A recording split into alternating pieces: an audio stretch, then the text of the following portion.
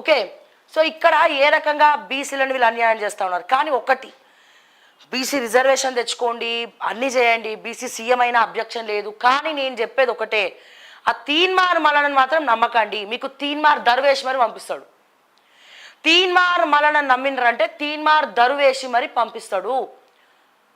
మళ్ళా చెప్తున్నా, ఒకప్పుడు తీన్మార్ మల్లన వేరు, ఇప్పుడు తీన్మార్ మల్లన వేరు. అతను రాజకీయంగా ఎదగడం కోసం నిజంగా అంత దమ్ము తీన్మార్ మల్లనకుంటే రైట్ టు రీకాల్ అన్నాడు, 7200 అన్నాడు, తెలంగాణ నిర్మాణ పార్టీ అని పెట్టిండు.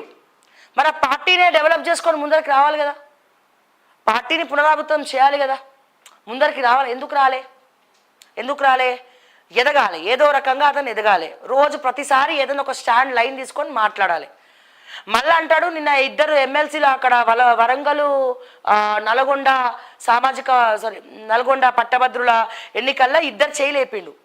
నిన్న కూడా ప్రెస్ మీట్ పెట్టండి వాళ్ళతోటి. ఏమంటాడు తీన్మార్ మల్లన్న, అతను వేరే పార్టీ, ఇతను వేరే పార్టీ, కానీ ఇద్దరు బీసీలే, ఇద్దరికి ఓట్లేయాలంటాడు.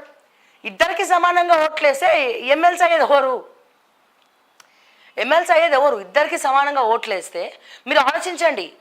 నిజంగా తీన్మార్ మల్లన్న వేరే వాళ్ళ ఓట్లొద్దు, కేవలం బీసీ ఓట్లే కావాలి అని అనుకున్నప్పుడు మరి ఎలక్షన్ అప్పుడు ఎందుకు చెప్పలే?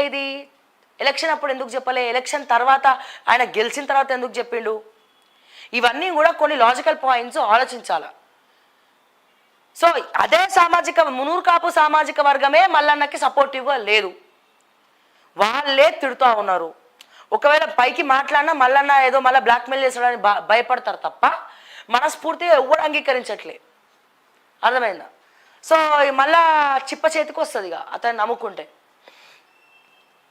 ఇసుకపై నిఘా హైడ్రాకట, ఇక అదొక్కటి తక్కువైంది. అదే రేవంత్ రెడ్డి గారు మీ వల్లనే ఢిల్లీలో ఒక్క సీటు కూడా రాలే, గుండు సున్నా వచ్చింది. ఎవరికి? కాంగ్రెస్